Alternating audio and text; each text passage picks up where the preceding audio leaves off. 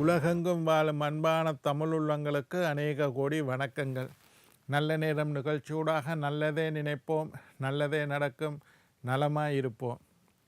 இன்றைய தினம் 18ஆம் தேதி 3ஆம் மாதம் 2025 குஜவாசரம் என்று சொல்லக்கூடிய செவ்வாய்க்கிழமை, குரோதி வருஷம் பங்குனி மாதம் 4ஆம் நாள், சதுர்த்தி திதி, சுவாதி நட்சத்திரம், சங்கடகர சதுர்த்தி, தேய்பிறை சதுர்த்தி விரதம் இருக்க வேண்டிய நாள். இன்றைய தினம் ராகு காலம் 3 மணி முதல் 4:30 மணி வரை. இன்றைய தினம் யமகண்டம் 9:30 மணி முதல் 11 மணி வரை. இன்றைய தினம் நல்ல நேரம் 11 மணி முதல் 12:30 மணி வரை. இன்றைய தினம் சந்திராஷ்டமம். உத்திரட்டாதி ரேவதி நட்சத்திரக்காரர்களுக்கு சந்திராஷ்டமம்.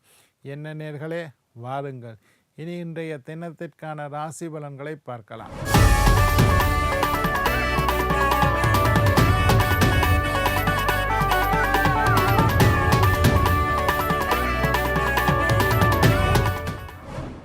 மேஷம் செலவு, ரிஷபம் ஆதரவு, மிதுனம் ஈகை, கடகம் பெருமை, சிம்மம் பரிசு, கன்னி உயர்வு, துலாம் ஆர்வம், விருச்சிகம் கவனம், தனுசு அமைதி, மகரம் வரவு, கும்பம் நிறைவு, மீனம் நஷ்டம்.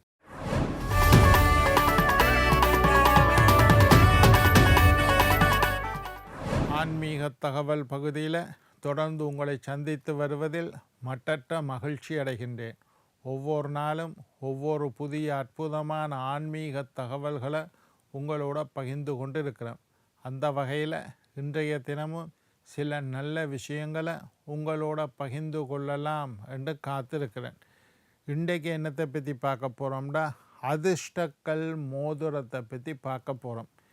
அதிர்ஷ்ட கற்கள், ஜெம்மொலஜி, அதிர்ஷ்ட கற்களை பற்றி இன்றைக்கு பார்க்க போகிறோம். உங்களுடைய ஜாதகத்தை துல்லியமாக ஆராய்ந்து அதிர்ஷ்டமான கற்களை நீங்கள் உபயோகப்படுத்த வேண்டும் என்றதை பற்றி நான் நிறைய பேசியிருக்கிறேன்.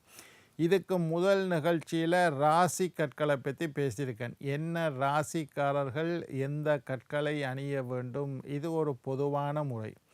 இப்போ கிட்டடியில் பேசியிருந்தேன் லக்னத்துக்கு உண்டான அதிர்ஷ்ட கற்கள். நீங்கள் என்ன லக்னமோ அந்த லக்னத்துக்கு என்ன கற்களை நீங்கள் அணிய வேண்டும்.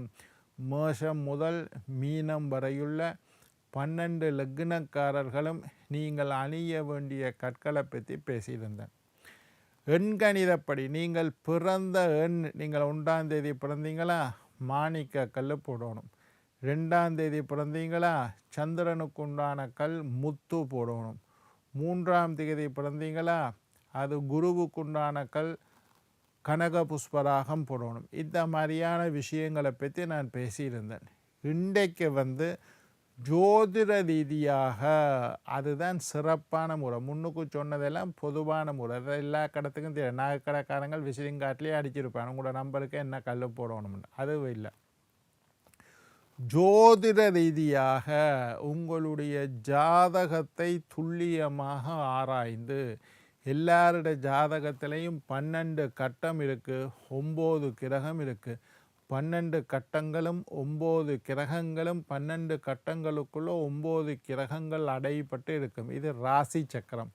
நவாம்ச சக்கரம்னு இன்னொரு சக்கரமும் இருக்குது. இந்த 2 ஜாதக கட்டங்களையும் முழுமையாக துல்லியமாக ஆராய்ந்து உங்களுடைய ஜாதகப்படி யோகி எந்த கிரகம், அவயோகி எந்த கிரகம், பாதகாதிபதி எந்த கிரகம், மாரகாதிபதி எந்த கிரகம், பாக்கியாதிபதி எந்த கிரகம், இந்த மாதிரி உங்களுக்கு இப்போ என்ன திசை நடக்குது, கோச்சாரம் என்ன கிரகம் நடக்குது, இது எல்லாத்தையும் முழுமையாக ஆராய்ந்து உங்களுடைய ஜாதகத்தில் எதிர்காலத்தில் உங்களுக்கு நன்மை தரக்கூடிய கிரகம் எது என்பதை அறிந்து தெரிந்து புரிந்து அதுக்கு பிறகுதான் நீங்கள் கற்களை தேர்வு செய்ய வேண்டும். இந்த கல் தான் போட்டோன்னா பட்டண்டு வேலை செய்யும்.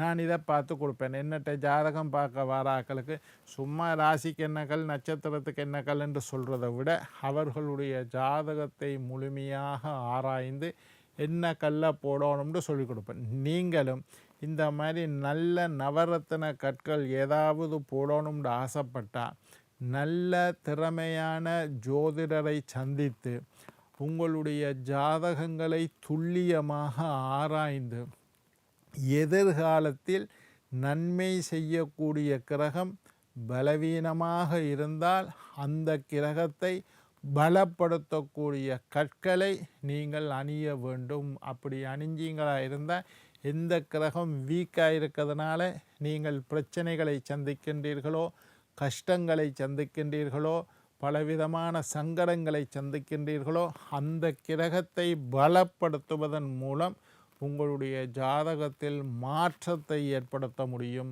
உங்களுடைய வாழ்க்கையில் மாற்றத்தை ஏற்படுத்த முடியும்.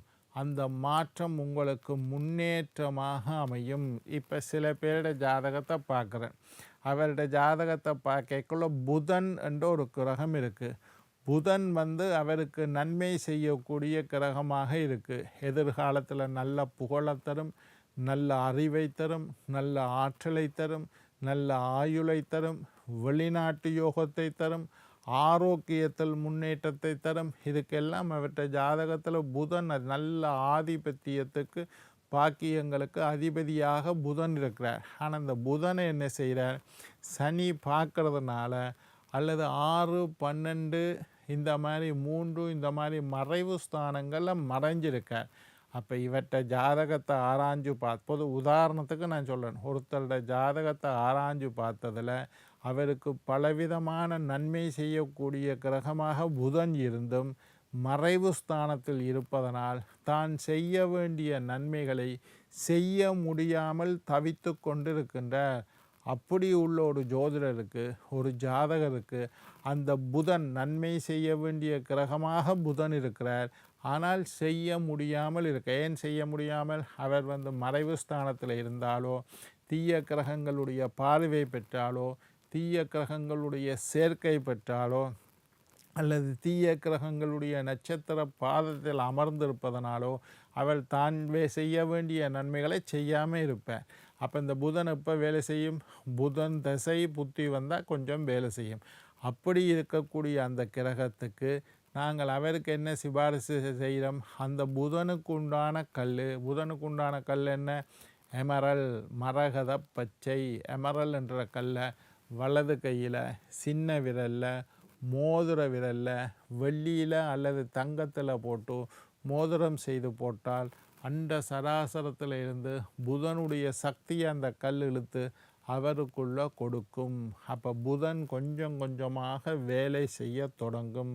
அப்படி புதன் வேலை செய்ய தொடங்கினால், அதிர்ஷ்ட கல் வேலை செய்ய தொடங்கினால் அவருடைய வாழ்க்கையில் புதன் நன்மை கொடுக்க வேண்டிய கிரகம். அவர் மறைஞ்சிருக்கிறதுனால செய்ய முடியாமல் இருக்கார். அந்த கிரகத்தை பலப்படுத்தக்கூடிய கற்களை கொடுத்தால் புதன் பலன் அடைவார். பலன் அடைந்தால் புதன் என்னென்ன விஷயத்துக்கு அவருடைய ஜாதக ரீதியாக பொறுப்பாக இருக்கின்றாரோ அந்த விஷயமெல்லாம் நடக்கும். பொதுவாகவே புதன் அறிவுக்குண்டான கிரகம், ஆற்றலுக்குண்டான கிரகம், நல்ல செயல்திறன் உண்டான கிரகம், அட்மினிஸ்ட்ரேஷன் பவர், ஆளுமை, அதிகாரம், திட்டமிடக்கூடியது, கலைத்துறை ஈடுபாடு, இதுகளெல்லாம் அதிகரித்து வாழ்க்கையில் முன்னேற்றம் அடைவார். அப்போ இப்படித்தான் நாங்கள் கல்லை பார்க்கணும். கல் போட்டதோடு மட்டும் வேலை முடியாது.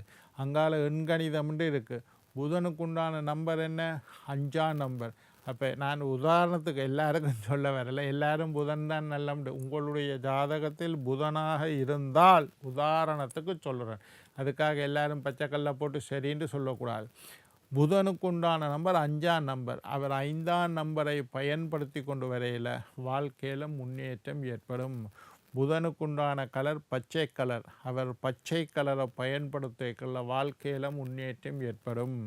புதனுக்குண்டான தொழில் என்னென்று பார்க்கணும். புதனுக்குண்டான திசை என்னென்று பார்க்கணும். புதனுக்குண்டான கலர் என்னென்று பார்க்கணும்.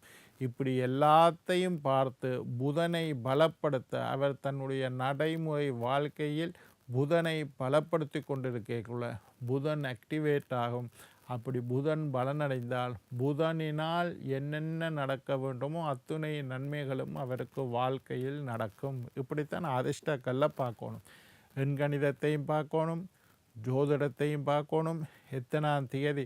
இப்போ ஜாதகத்தில் பாதகாதிபதி என்ற ஒரு கிரகம் இருக்குது. அந்த கல்லை அணியக்கூடாது. அதை அணிந்தால் பாதகம்தான் அதிகமாக நடக்கும். மாரகாதிபதி மரணத்தை தரக்கூடிய அல்லது நோயை தரக்கூடிய ஒரு கிரகம் இருக்குது. அந்த கல்லை அணியக்கூடாது. அவயோகி என்ற ஒரு கிரகம் இருக்குது. அந்த கல்லை அணியக்கூடாது. இது எல்லாத்தையும் பார்க்குறதா இருந்தால் வெறும் 5ஆம் நம்பர் புதன் அமையுங்கோண்டு சொல்லலாது. 5ஆம் நம்பர் பச்சைக்கல்ல அணியுங்கோ, 3ஆம் நம்பர் மஞ்சள் கல்ல அணியுங்கோண்டு சொல்லலாது. ஜாதகத்தை பார்க்கணும்.